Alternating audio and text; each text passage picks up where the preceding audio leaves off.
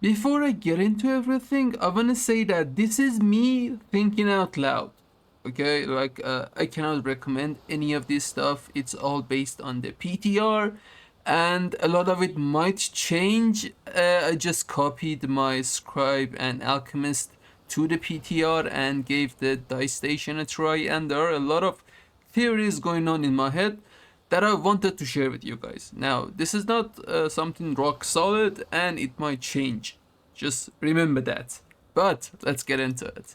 So, the dice system makes all of the herbs from all of the previous expansions relevant again, because it's a system that's going to be used throughout the years for the player housing.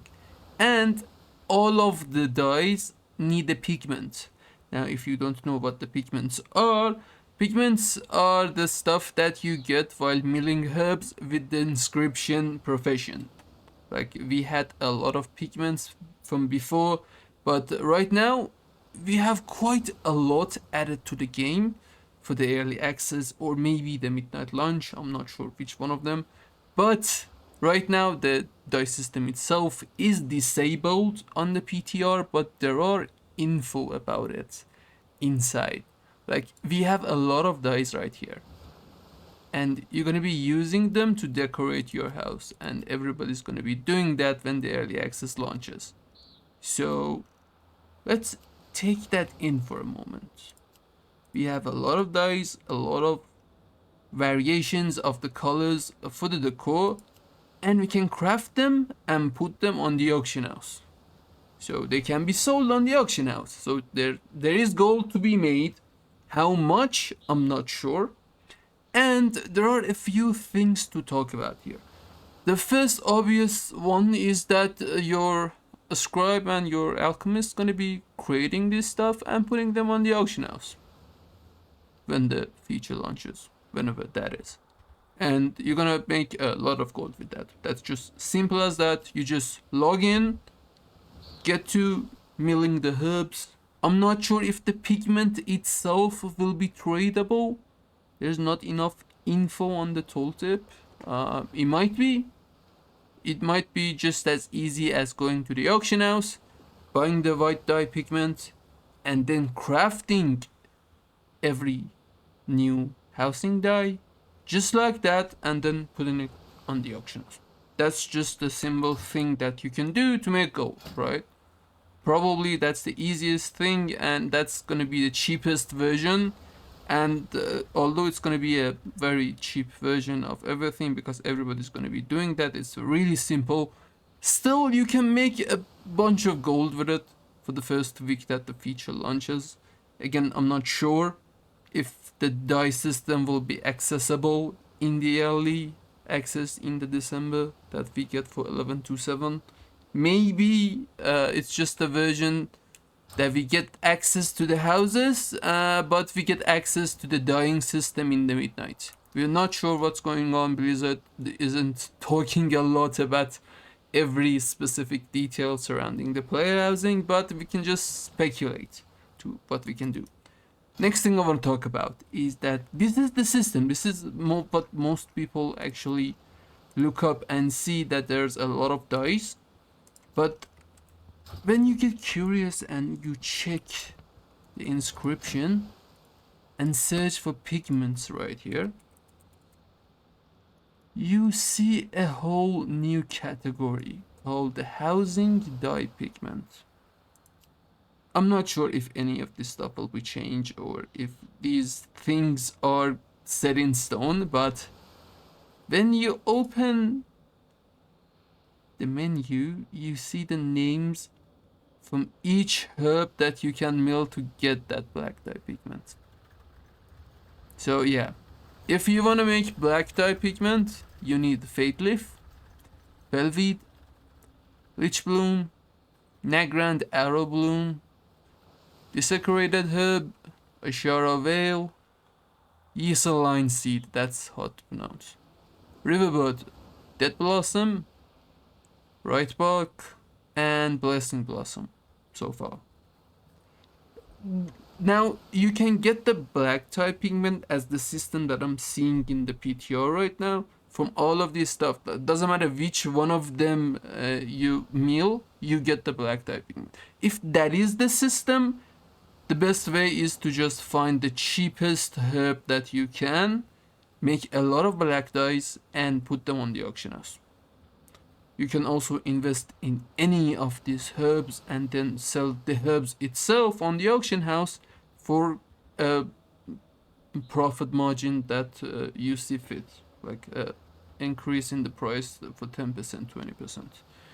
Then we can move on to the blue dye pigment. The blue one needs Silverleaf, Terocone, Icethorn, Frostweed, Silkweed, Stormvine, Dreamleaf, Akunda Bite, Dead Blossom. Again, Dead Blossom will be used for both blue and black dye. So these mutual ones gonna be very, very popular.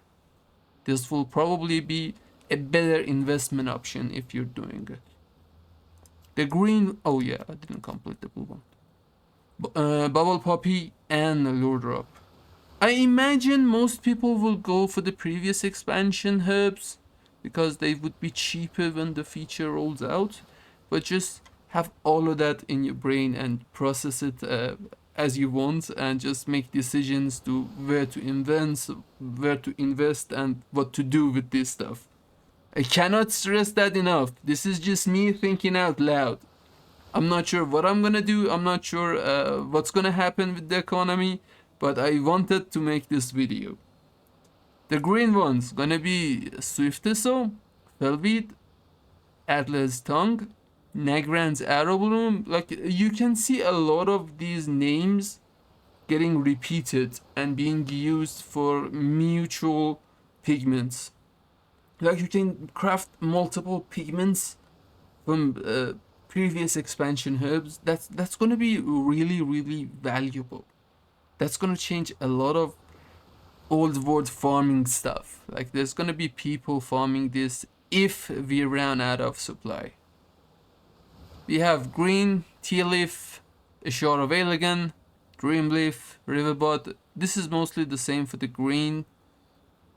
And yeah, the orange one.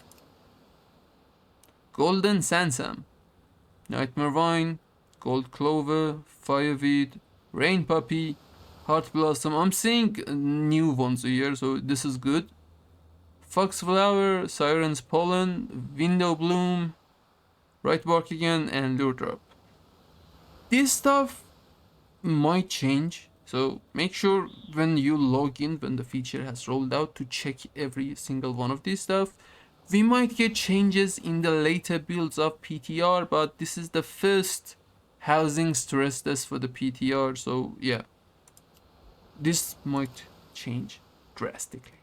King's Blood, Monothistle, Talandra's Rose, Talado's Orchid, Foolscap, Twilight Jasmine, Etriol, Zinatid.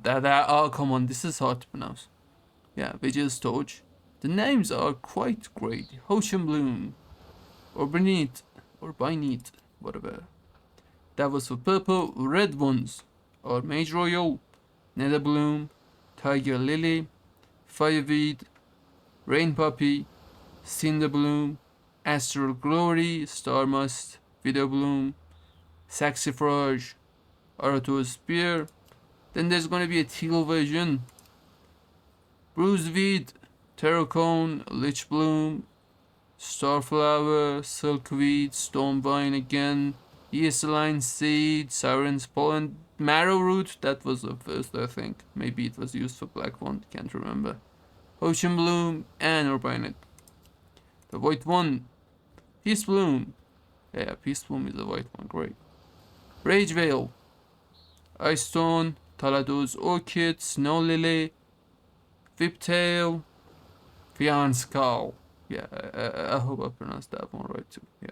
Winter's Kiss, Rising Glory, Saxifrage, and Microbloom. The yellow ones, Sungrass, Dreaming Glory, Goldclover, Gorgrond Flytrap, Green Tea Leaf, Whiptail, Fian Skull again, Sea Stalk, Rising Glory, Saxifrage, and Arato Spear. And the last one is Briarthorn for brown ones. Dreaming Glory, Addler's Tongue, Gorgon's Fire Trap, Desecrated Herb, Cinderbloom, Foxflower, Sea Stalk, Marrowroot, Writhebark, and Microbloom. That's all the herbs right now in the PTR. But yeah, do with it what you will. I wanted to put this out, and I'm gonna write the names down in the description so you guys have an easier time. I'm not sure how the system will evolve. If a lot changes, I will make a video, so this is a good time to subscribe to the channel if you don't want to miss that video. And it would help me a lot if you leave a like or a comment down below. I will probably see you in another video, so bye bye.